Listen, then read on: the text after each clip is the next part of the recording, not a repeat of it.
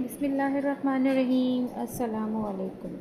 ایک دفعہ کا ذکر ہے کہ ایک لوہار کی بند دکان میں کہیں سے گھومتا پھرتا ایک سانپ گھس آیا۔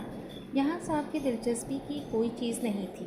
اس کا جسم وہاں دکان میں پڑی ایک آری سے ٹکرا کر بہت معمولی سا زخمی ہو گیا۔ گھبراہٹ میں سانپ نے پلٹ کر اپنی پوری قوت سے آری پر ڈنگ مارا۔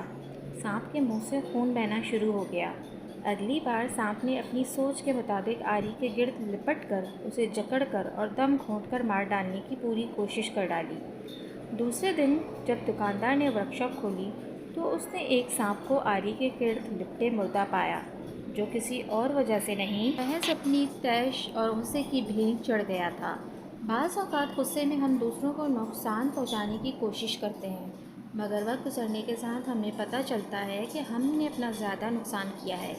اچھی زندگی کے لیے بعض اوقات ہمیں کچھ چیزوں کو، کچھ لوگوں کو، کچھ حادثات کو، کچھ کاموں کو، کچھ باتوں کو نظر انداز کرنا چاہیے۔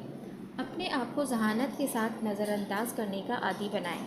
ضروری نہیں کہ ہم ہر عمل کا ایک رد عمل دکھائیں۔ ہمارے کچھ رد عمل ہمیں محض نقصان ہی نہیں دیں گے بلکہ ہو سکتا ہے کہ ہماری جان بھی لے لیں۔ سب سے بڑی قوت برداشت ہے۔ جزاک اللہ۔